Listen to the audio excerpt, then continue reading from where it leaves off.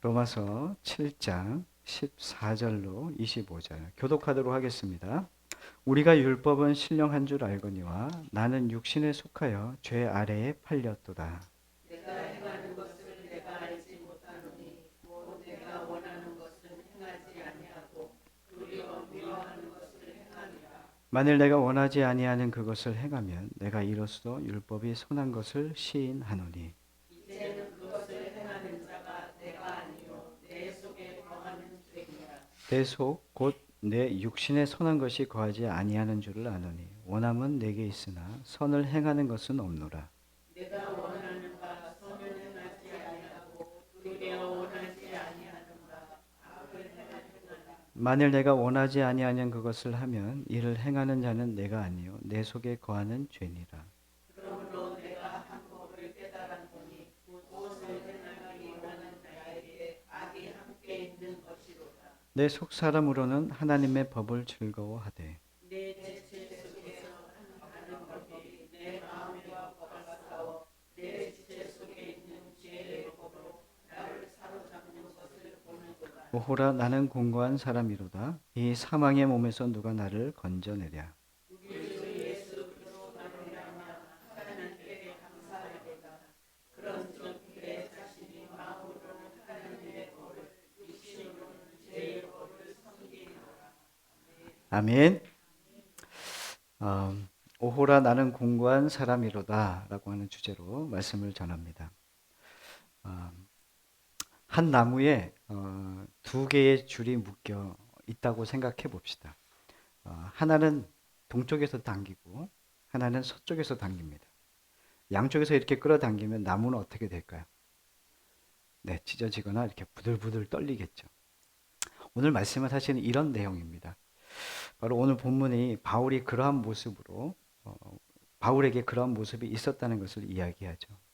우리의 모습도 그렇습니다. 한쪽은 성령에게 이끌려 거룩해지고 싶어하는 마음이 있고 또 다른 한쪽은 죄에 끌려 자기 욕망대로 살고 싶어하는 욕심도 우리에게 있습니다. 그 중간에 누가 있냐면 공고한 내가 있습니다. 비틀리고 찢기며 버티고 있는 우리들의 삶, 그것이 바로 신자의 삶입니다. 성도의 삶이라고 얘기할 수 있습니다. 여러분들은 신앙생활 하시면서 이런 생각 드신 적 있으시죠? 나 믿는 사람인데 왜 이렇게 죄가 끊이지 않지? 난 기도도 하고 말씀도 보는데 왜 나는 똑같을까? 이런 생각 하십니까? 안 하십니까? 많이 하시죠. 성도라면 누구나 한 번쯤은 나 자신에 대해서 절망하고 실망스러워하고 그리고 괴로운 마음이 듭니다. 그런 영적 내면을 경험하는 것, 이것이 성도의 삶입니다. 이 절망감, 이 내면의 갈등을 그 누구보다 깊이 이해한 사람이 누구였냐면 바울입니다. 오늘 우리가 함께 읽은 로마서 7장 14절부터 25절은 믿는 자 안에서 여전히 존재하는 죄의 권세와 그에 대한 바울의 고백을 아주 적나라하게 드러내고 있습니다. 이 고백이 단지 바울만의 고백이 아니고 오늘 이 말씀을 읽고 있고 또 주님을 따라가는 우리들에게도 똑같은 고백이고 똑같은 어려움이라는 것을 우리는 깨닫게 되죠. 자, 7장 19절 말씀을 우리가 함께 읽도록 하겠습니다. 내가 원하는 바 선은 행하지 아니하고 도리어 원하지 아니하는 바 악을 행하는도다. 아멘.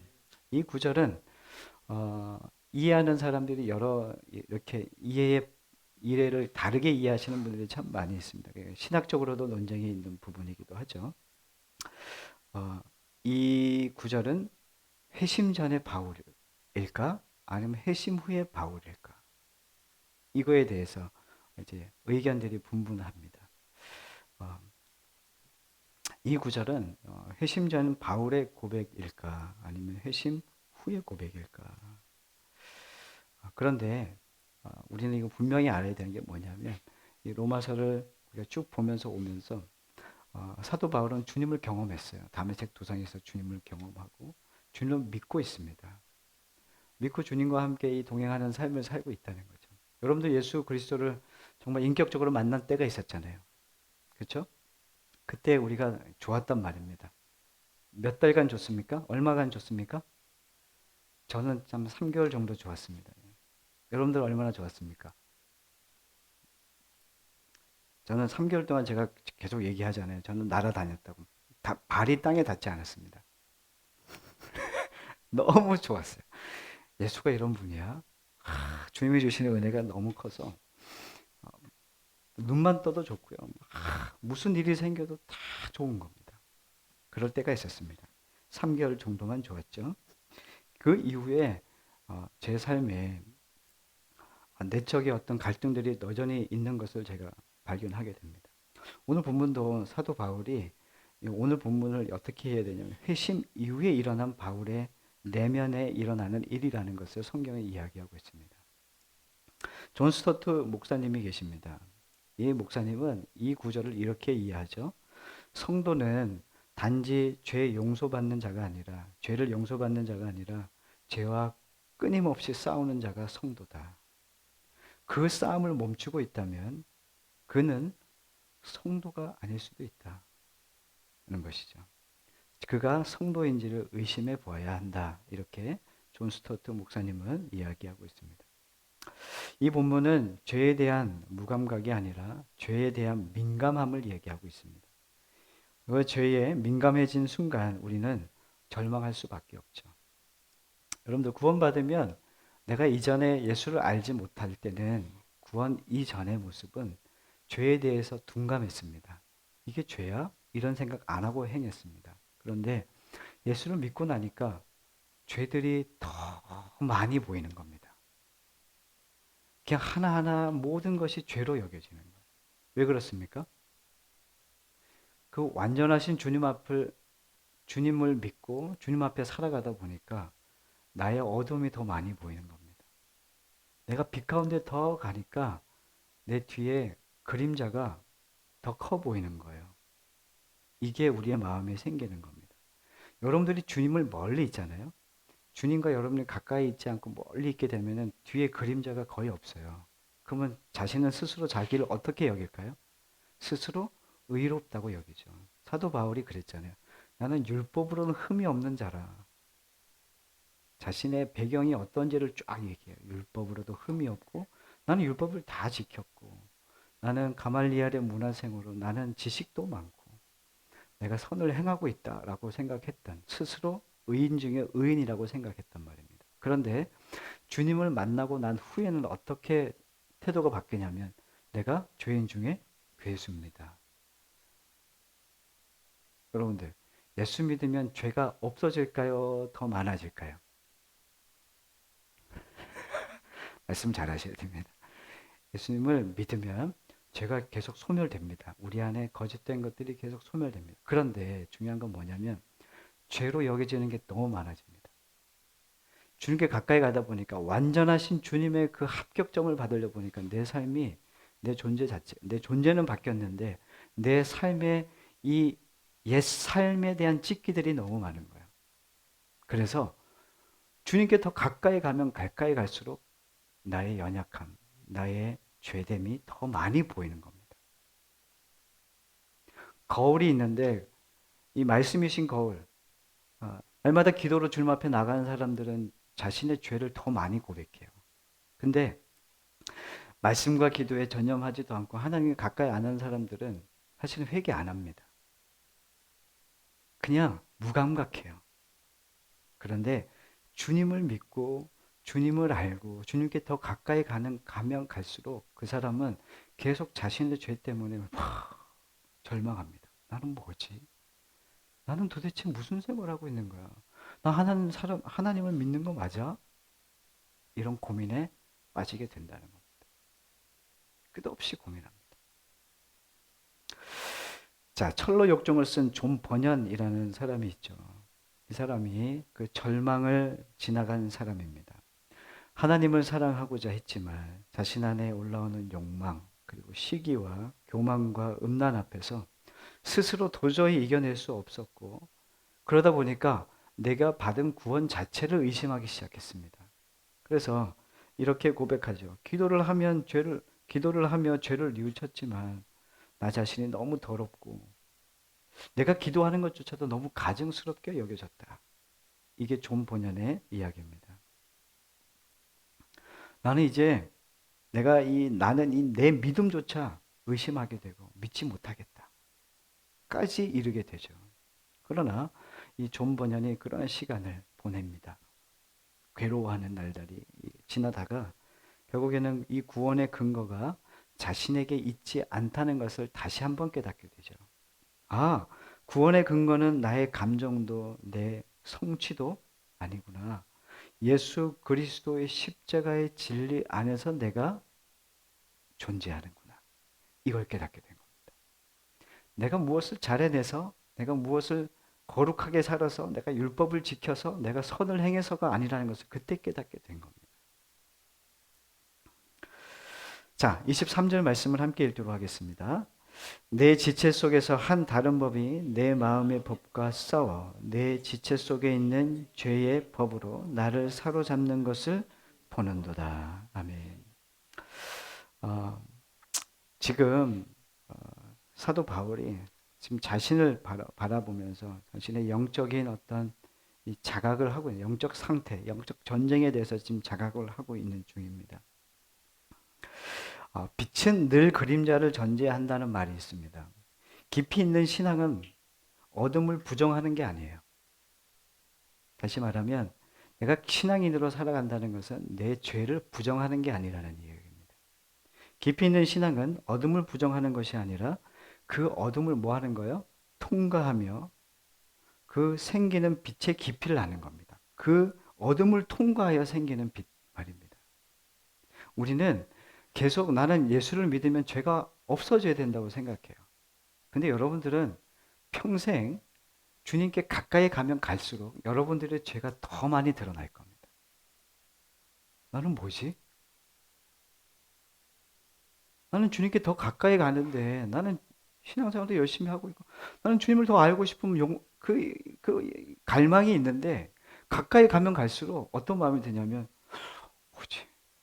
나 도대체 잘 믿고 있는 건가? 왜 난 죄가 끊어지지 않지? 계속 이런 마음이 계속 들끓습니다. 믿음이 있다는 것은 내 안에 그림자를 더 잘 본다는 의미지 내 그림자가 없다는 게 아니에요. 예수를 믿었다는 것은 어떤 의미냐면 내 안에 더러움과 이 더러움의 그림자가 더 많이 보인다는 겁니다. 그러면은 나에게 소망이 없다는 것을 알게 돼요. 난 소망이 없네. 우리가 거듭나서 예수를 믿었지만 거듭난 존재로 변화됐지만 우리가 자라남의 신앙 안에서 우리가 점점 하나님께 가까워지고 주님을 완전한 그 상태로 계속 변화된 성화의 과정을 살잖아요.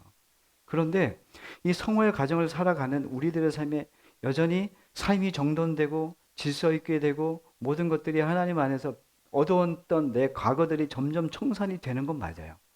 그런데 자신을 느낄 때마다 어떻게 되냐면 주님께 더 가까이 가다 보니까 내 그림자가 더 많이 보이는 거예요. 그래서 더 괴로워요. 야, 이게 뭐지? 근데 내 그림자와 내 어둠을 더 잘 보게 될 때 무엇이 더 극대화되냐면 하나님의 은혜가 더 잘 보이게 되는 거예요. 내 더러움이 계속 더 보이게 될 때, 더 느끼게 될 때 하나님의 은혜가 더 확실해진다는 겁니다. 절망으로 가득했던 바울의 고백은 예수 그리스도의 이름 앞에서 갑자기 전환되죠. 오늘 말씀에 보니까 이 고백이 나는 선을 원하지만 나는 도리어 선을 행하지 않고 내 마음은 선을 원하는데 근데 나는 뭐 하고 있어요? 악을 행하고 있어요. 이런 고백이 지금 막 이루어집니다. 자, 그러자 이 사도 바울이 이런 고백을 합니다. 24절입니다. 24절 시작. 오라 나는 공고한 사람이로다. 이 사망의 몸에서 누가 나를 건져내리. 자신이 공고한 존재. 나 도대체 이게 왜 이런지 모르겠다. 자신의 절망을 본 거죠. 그런데 25절에는 뭔가 이상하게 좀 느껴지는 말씀, 이 구절입니다. 자, 한번 읽겠습니다. 시작. 우리 주 예수 그리스도로 말미암아 하나님께 감사하리로다. 그런즉 내 자신이 마음으로는 하나님의 법을 육신으로는 죄의 법을 섬기노라. 아멘. 자, 이게 정상적으로 우리가 성경을 보면은 질문이 들어야 돼요. 오라 나는 공고한 사람이로다. 이 사망의 몸에서 누가 나를 건져내랴. 정말 절규하는 모습이거든요. 그런데 25절 한 절 딱 넘어서 어떻게 됩니까? 우리 주 예수 그리스도로 말미암아 뭐 한대요? 아니 공고한데 뭘 감사합니까? 좀 이상하지 않으세요? 성경을 읽는데 갑자기 감사가 나와요. 뭐지 이거? 이런 생각이 들어야 정상입니다. 자, 존 스토트 목사님은 이 구절을 이렇게 해석하는데 복음은 죄에서 도망치지 않고 죄를 정면으로 바라보게 한 후 그 위에 하나님의 은혜를 더 씌운다. 이렇게 표현하고 있습니다. 여러분들, 지금 사도 바울은 하나님께 더 가까이 가고 있어요. 하나님이 기뻐하시는 그 선교의 자리에 늘 자신을 헌신하고 나아가고 있어요. 그런데 사도 바울은 계속 자신의 죄를 더 깊이 깨닫게 됩니다. 근데 25절이 뭘 얘기하냐면 근데 감사합니다. 이렇게 고백합니다. 감사하대요. 우리 아까 고백했잖아요. 찬양했잖아요. 내가 원함도 있고 내 많은 것들이 있는데 그런데 나를 떠나지 않으시고 나 이러한 죄된 존재를 나를 끝없이 나를 붙잡아 주시고 주님 안에 내가 살게 되고 주님의 길을 걷게 되는 게 이게 너무 감사한 거예요. 내 마음으로는 주님의 선을 행하고 싶은데 내 삶은 계속 악으로 치닫고 있고 악은 끊어지지 않고 있어. 그런데 사도 바울이 지금 얘기하고 싶은 게 뭐냐면 그런즉 내 자신이 마음으로는 하나님의 법을 육신으로는 죄의 법을 섬기노라. 이 두 가지 법 안에 갈등하는 이 모습 속에 자신이 누구에게 속한 존재인지를 깨닫게 된 거예요. 나는 누구에게 속한 존재예요? 하나님께 속한 존재. 여러분들 예수 믿는다는 것은 갈등이 없어지는 게 아니에요. 여러분들 계속 갈등을 느낄 겁니다. 나는 주님을 믿으면 믿어서 주님께 가까이 가면 갈수록 계속 갈등이 일어나. 갈등이 없어지면 아마도 여러분들은 내가 신앙을 포기한 사람일 수 있어요. 갈등하는 걸 싫어한다는 얘기는 신앙생활을 포기한 거예요. 여러분들은 죽는 날까지, 주님이 부르시는 그날까지 여러분들은 계속 갈등할 겁니다. 아, 이게 맞나? 이렇게 해야 되나? 어떻게 해야 되지? 이런 삶이 계속 있을 겁니다. 근데 여러분들은 그때 여러분들은 아셔야 됩니다. 내가 주님 안에 있구나. 내가 예전에는 이 갈등이 없었잖아요. 세상 사람들이 이런 갈등 안 해요. 근데 예수 믿는 사람만 갈등하는 거예요. 야, 너 왜 그래? 그렇게 쉽게 선택할 수 있는 걸 왜 이렇게 갈등하는 거야? 아니, 왜 이렇게 어렵게 야, 너 예수 믿는 사람들 왜 이렇게 우유부단해? 예수 믿는 사람들은 같이 하면 안 돼. 너무 우유부단해. 예전에 쉽게 결정했던 거 있잖아요. 이거를 못 해. 왜 그렇습니까? 주님이 기뻐하실까? 마음은 하고 싶은데 주님은 기뻐하시지 않는 것 같고 계속 갈등하는 거예요. 근데 우린 그리스도인은 근데 결국 무엇을 선택해야 됩니까? 주님입니다. 근데 지는 날도 있을 거예요. 근데 우리는 주님의 편에 선, 주님의 자녀된 우리들은 날마다 주님이 기뻐하시는 것을 선택하는 자로 서 있는 거예요. 오늘 보이잖아요.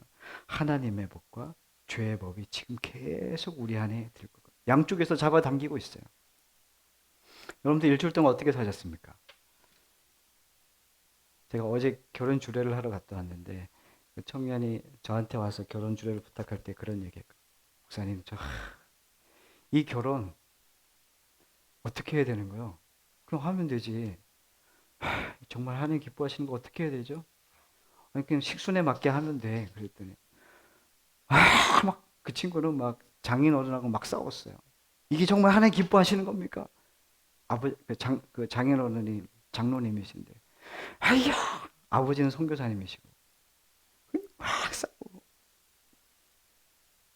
어제 주례를 마치고 이제 식사를 하고 있는데 거기 이제 그 장모님이 그 청년의 장모님이 저한테 와서 얘기해요. 목사님, 사실은요, 사위가 좀 그랬어요. 저한테 고자질하는. 근데 목사님, 근데 쟤네들 정말 예쁘죠. 하나님 앞에서 신실하게 살고 싶어요. 끝없이 고민하는 거예요. 갈등이 없을 줄 알았는데 예수를 믿고 나니까, 정말 예수를 만나고 나니까 속 안에서 이게 정말 하나님 기뻐하실까? 아니면 이거 하나님 싫어하실 거야? 막 이런 어떤 고민들이 늘 있는 겁니다. 제자 훈련을 마치고 이제 집에 가려고 이제 하는데 안정환 집사님이 저에게 딱 왔어요. 아, 이름 얘기하면 안 되나? 안정환 집사님, 목사님, 갑자기 그 짧은 시간에 집사님 뭔가 깨달으신 것 같았어요. 아침에 가게에 한 손님이 오셨는데 그 자전거를 타시는 분이죠. 와서 이제 아침에는 우리 장사하시는 분들 민감하거든요. 살려면 좀 많이 사야지. 근데 근데 그분이 이제 김밥을 하나는 사시고 거기 안에서 드신다고 딱 한 거죠. 근데 안 된다 이렇게 집사님이 얘기하신 것 같아요. 근데 이제 그분이 이제 밖에서 식사를 하고 계신 거 보니까 집사님이 마음이 뭔가 이건 아닌데라고 하는 생각을 하신 것 같아요. 내가 예수 믿기 전에는 집사님은 그런 생각 안 했었을 것 같아요. 저는 제자 훈련을 받으시는 집사님이기 때문에 가능한 것 같아요. 뭐지? 이 마음이 이상한 건 뭐지? 이러면 안 되는데 하나님은 이웃을 사랑하라 그랬고 고아와 가부, 나그네를 대접하라 그랬던 거는 나에게 어떤 대가도, 내가 선을 베풀었을 때 어떤 대가를 받을 수 없는 사람들이잖아요. 근데 그들에게 선을 베풀라고 한 거는 그냥 거저 주라는 건데 그 마음을 깨달으신 것 같아요. 근데 저는 집사님 얼굴 보면서 되게 은혜를 받았던 게 괴로워하더라고요. 아니, 제가 괴로워하는 걸 즐거워하는 사람이 아니에요. 그게 아니라 집사님이 하나님 앞에서 고민하는 모습을 봤어요. 어, 소망이 있다. 안정환 집사님 안에 예수님이 계시구나. 집사님을 계속 이끌어가고 계시구나. 그런 마음을 가졌어요. 여러분들, 우리는 끊임없이 갈등할 거예요. 내가 이전에는 이게 맞다고 생각했는데 예수를 믿고 났더니 이게 아닌 것 같은데? 근데 이게 윤리적, 그냥 상식적으로 맞는 것 같아. 그런데 하나님 편서는 아닌 거예요. 갈등하죠, 계속. 무엇을 선택할 겁니까? 사도 바울은 지금 이 앞절에 계속 뭘 얘기하냐면 자신의 안에서 두 마음이 계속 갈등하게 되는 것을 이야기하고 있어요. 근데 마치 보면은 사도 바울이 믿음이 없는 것 같아. 근데 사도 바울은 이걸 얘기하고 싶어서 지금 7장 14절부터 25절까지 얘기한 건데 그게 뭐냐면 로마서 8장 1절과 2절 말씀을 얘기하고 싶은 거예요. 자, 우리 함께 읽도록 하겠습니다. 로마서 8장 1절과 2절 말씀입니다. 읽겠습니다. 시작. 그러므로 이제 그리스도 예수 안에 있는 자에게는 결코 정죄함이 없는 이는 그리스도 예수 안에 있는 생명의 성령의 법이 죄와 사망의 법에서 너를 해방하였습니다. 아멘. 아멘. 사도 바울은 이걸 깨달은 거예요. 뭔가 뭐지? 사도 바울이 이거 믿음 없는 모습 뭐지? 근데 사도 바울은 그걸 얘기하고 싶은 게 아니라 이 로마서 8장 1절과 2절을 얘기하고 싶었던 거예요. 그러므로 이제 그리스도 예수 안에 있는 자에게는 정죄함이 없습니다. 우리는 주님 안에서 이제는 새롭게 변화된 자 아닙니까? 거듭난 자예요. 우리 실패해도 괜찮아요. 괜찮아요. 여러분 실패 많이 하시잖아요. 여러분 실패해서 끝날 일생이었으면 여러분들 여기 있을 사람 한 명도 없어요. 여러분들 매일 넘어지잖아요. 매일 안 넘어지는 사람 누구 있어요? 저밖에 없잖아요. 그죠? 그런데 우린 매일 넘어져요. 저도 수없이 넘어집니다. 그런데 그게 우리의 끝이 아니라는 거예요. 주님께서 십자가에서 이 모든 것을 해결하셨어요. 주님 우리를 정죄하지 않아요. 결코 정죄함이 없나니 이는 그리스도 예수 안에 있는 성령의 법이, 생명의 성령의 법이 죄와 사망의 법에서 우리를 어떻게 했대요? 해방시키셨습니다. 아멘. 이걸 믿는 자죠. 사망은 계속 여러분들을 계속 죄책감 가게 하고요. 계속 여러분들을 참소할 겁니다. 야, 그러고도 예수 믿는 사람이냐? 야, 아니 우리는 교회 다니면서 그렇게 다니냐? 야, 다니지 마. 야, 그냥 신앙 때려쳐. 그래서 사람들이 어떤 방향으로 흐르냐면 두 가지 반응이 나타나는데 한 사람은 피해주의자로 탁 갑니다. 피해. 그래서 자신은 야 신앙생활 안 돼. 왜요? 계속 죄가 나타나니까. 계속 자신 안에 죄가 나타나니까 야 신앙생활 안 돼. 제자 훈련 받아도 돼 안 돼? 제자 훈련 받으면 삶이 좋아집니까 안 좋아집니까? 아니 신앙생활이 좋아집니까 안 좋아집니까? 근데 안 된다고 생각. 안 돼, 안 돼. 신앙 제자 훈련 받지 마. 안 받아도 돼. 야 기도 안 해도 기도해도 뭐 하나도 안 이루어지는데 뭐 기도하지 마. 이게 자꾸 어디로 가냐면 패배주의자로 가는 거예요. 여러분들 선한 의도로 사십니까? 주님 앞에 나올 때 여러분들은 교회에 정말 기쁨으로 오십니까? 두 분만. 다른 분들은 오잖아요. 오면서 교회 막 순수하고 거룩한 마음으로 주님 예배하기 위해서 오는 마음도 있지만 다른 마음도 있잖아요. 빨리 집에 가고 싶어서 빨리 오는 거잖아요. 그잖아요. 전 설교하고 싶을까요? 설교하고 싶지 않을까요? 안 하고 싶을 때도 있어요. 왜 계속 설교를 해야 되지 나는? 김지영 집사님 왜 이렇게 웃으실까? 김지현 집사님을 설교시켜야 돼. 여튼 저도 선한 의도로 와서 주님 앞에 드리고 싶죠. 목회자들은 설교를 하면 어떤 마음으로 설교를 해야 되냐면 하나님께 영광이 되는 설교를 해야 되는 거예요. 모든 영광 하나님께 올려드려야 된다. 근데 제가 그런 마음으로만 할까요? 어떻게 해서든 그래도 몇 마디 하면 사람들이 확 은혜 받아가지고 성도들이 나가면서 목사님 은혜 받았습니다 하는 걸 좋아할까요? 안 좋아할까요? 저는 안 좋아하는데 그런 마음이 여전히 있어요. 근데 사람이 거룩한 그런 마음만 가질 줄 아는 게 아니라는 거야. 여전히 우리 안에는 두 마음이 있어요. 여러분들 섬기면서 어떤 마음을 가져요? 그래, 오른손이 한 일은 왼손이 모르게 해야 되는데 여러분들은 오른손이 한 일을 동네 사람이 다 알기를 원하잖아요. 사실 이게 우리의 마음이에요. 근데 여러분들 어떻게 해야 될까요? 해야죠. 여러분들 그 옛날 저도 청년들에게 그랬어요. 너 은혜 안 돼? 그럼 그만해. 이렇게 얘기했거든요. 근데 여러분들 은혜 안 되면 그만해야 될까요? 아니면 계속 해야 될까요? 대답 여기만 계속 하시기로 했고 은혜가 안 되면 하지 말아야 될까요? 아니죠. 은혜의 수단이잖아요. 하나님께서 우리에게 주신 은혜의 수단, 기도와 말씀과 말씀 읽기와 이 모든 것들이 하나님께서 우리에게 주신 제자 훈련부터 시작해서 은혜의 수단들이 우리에게 펼쳐져 있는데 은혜가 안 되니까 나는 안 가. 근데 사실은 본인이 은혜가 안 되는 거지. 은혜가 여전히 하나님께서 주시고 싶어 하는데 우리는 내 감정에 내 어떤 뭐 몸의 상태에 거기에 노출되어서 그것이 정말 전부이냐 그렇게 살아간단 말이야. 이게 바로 패배주의예요. 야 믿어도 안 돼. 야 뭐 해도 안 돼. 이게 우리 안에 여전히 있다는 거예요. 신앙생활. 또 이런 부류가 있어요. 완전주의예요. 야 너 못하네? 더 열심히 해. 더 기도를 1시간 했어? 기도 10시간 해야지 은혜 받아. 완전해야지 완전해야지. 그러면서 계속 정죄하는 거예요. 이러한 방향도 흘러갑니다.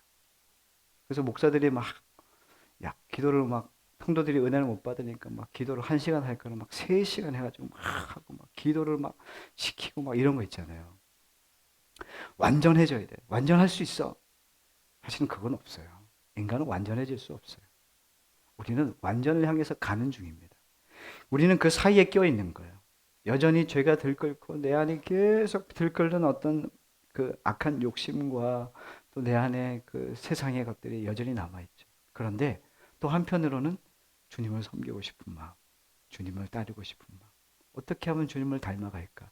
이런 고민이 우리 안에 늘 있다는 겁니다. 이게 예수 믿는 거예요. 두 마음이 여전히 있을 겁니다. 그런데 여러분들이 주님의 마음을 선택하는 거예요. 이제는 나는 어떻게 됐다고요? 생명의 성령의 법이 죄와 사망의 법에서 너를 해방하였어. 우리는 자유합니다. 그래서 이 자유를 내가 내 마음대로 살겠다는 게 아니라 하나님을 선택하는 자유로 사용하겠다는 거예요. 나는 주님밖에 없지. 내 안에 죄가 더욱 일어날 때 그래서 더욱 주님이지. 내가 주님 없으면 아무것도 할 수 없지. 이걸 더욱더 깨달아가는 자리가 우리 그리스도인의 삶이라는 것을 잊지 않기를 간절히 원합니다. 죄를 이기는 힘은 나의 의지가 아니라 예수 그리스도의 십자가에서 흘러나오는 그 십자가의 능력임을 믿습니다. 여러분이 가장 깊이 무너진 자리가 하나님의 가장 깊은 주님의 찾아오심을 경험하는 자리가 될 줄 믿습니다. 지금 여러분들 안에 패배주의와 뭔가 신앙생활에 침체기를 겪고 계시는 분들이 있다면 지금 그 자리에서 일어나야 됩니다. 그게 사단이 속이는 겁니다. 그때 여러분들이 더욱더 주님 앞에 나아가서 나를 변화시키시고 이 말씀에 근거하여 말씀을 믿는 믿음으로 주님 앞에 나아가 참된 자유와 기쁨을 누리시며 주님을 쫓아가시는 여러분과 제가 되기를 간절히 소망합니다.